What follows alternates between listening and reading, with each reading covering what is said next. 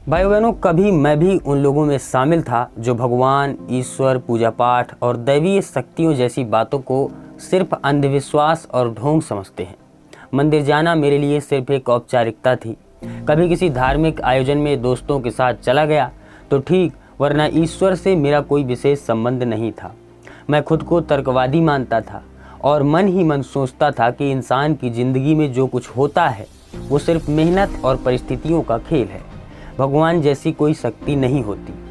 लेकिन कहते हैं ना, जब जीवन इंसान को पूरी तरह तोड़ देता है तब कहीं न कहीं उसे किसी अदृश्य शक्ति का एहसास जरूर होता है। मेरे जीवन में भी एक ऐसा दौर आया जब मैं चारों तरफ से समस्याओं से घिर गया, शारीरिक रूप से बीमार रहने लगा, मानसिक तनाव इतना बढ़ गया कि चैन और सुकून जैसे शब्द जिंदगी से गायब हो गए।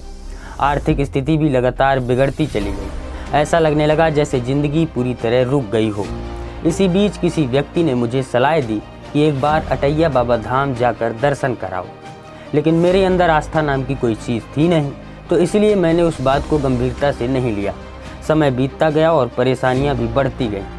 फिर एक दिन मेरे एक शुभचिंतक ने लगभग ज़बरदस्ती मुझे अपनी गाड़ी पर बैठाया और कहा, चलो सिर्फ एक बार बाबा के दर्शन करने चलते हैं। मैं अनमने मन से उनके साथ अटैया बाबा धाम पहुँचा। वहाँ का वातावरण अलग था, श्रद्धा, भक्ति और विश्वास से भरा हुआ था। मैंने बाबा को प्रसाद चढ़ाया, हाथ जोड़े और उसी नास्तिक मन से मन ही मन कहा, अगर वास्तव में इस स्थान पर कोई दैवीय शक्ति है, अगर सच में अटैया बाबा अपने भक्तों की सुनते हैं, तो आज से मेरी सारी परेशानियां बाबा आपकी। शायद वही पल मेरे जीवन का सबसे बड़ा मोड़ था। उस दिन के बाद जैसे धीरे धीरे जिंदगी बदलने लगी, मेरा स्वास्थ्य सुधरने लगा। जिन डॉक्टरों ने लंबे इलाज के लिए दवाइयाँ दी थी, उन्हीं डॉक्टरों ने दवाइयाँ बंद करने की सलाह दी। मानसिक तनाव कम होने लगा, आर्थिक स्थिति भी धीरे धीरे संभलने लगी और आज मैं पूरी तरह स्वस्थ हूँ, खुश हूँ और जीवन को नए विश्वास के साथ जी रहा हूँ। लेकिन सबसे बड़ा परिवर्तन मेरे भीतर दोस्तों ये आया, जो व्यक्ति कभी ईश्वर को नहीं मानता था, आज वही व्यक्ति अटैया बाबा का नाम सुनते ही श्रद्धा से सर झुका लेता है। आज मैं ये बात किसी प्रचार या दिखावे के लिए नहीं कह रहा, ये मेरे जीवन का वास्तविक अनुभव है। आस्था जब अनुभव बन जाती है तब इंसान के भीतर बहुत कुछ बदल जाता है और शायद यही कारण है कि आज मैं पूरे भाव और श्रद्धा के साथ आप सभी से निवेदन कर रहा हूँ कि 30 मई को अटैया बाबा धाम में विशाल भंडारे और धार्मिक आयोजन का हिस्सा जरूर बनिए।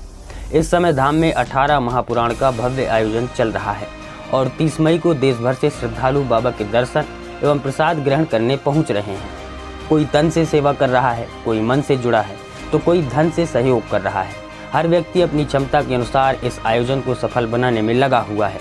और सबसे प्रेरणादायक बात यह है दोस्तों कि यहाँ के मुख्य पुजारी जी, जो आंखों से दिव्यांग होने के बावजूद बाबा की कृपा से सब कुछ महसूस और देख पाते हैं, उन्होंने इतने विशाल आयोजन की जिम्मेदारी अपने कंधों पर उठाई है। उनकी श्रद्धा, सेवा और समर्पण अपने आप में एक प्रेरणा है।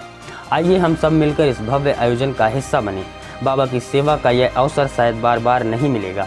हो सकता है कोई यहाँ सिर्फ दर्शन करने आए, कोई प्रसाद पाने आए और कोई अपनी परेशानियाँ लेकर आए, लेकिन मुझे इतना विश्वास जरूर है कि अटैया बाबा के दरबार से कोई खाली नहीं लौटता। जय अटैया बाबा। जनता वाणी देखते रहिए। नमस्कार। जय हिंद।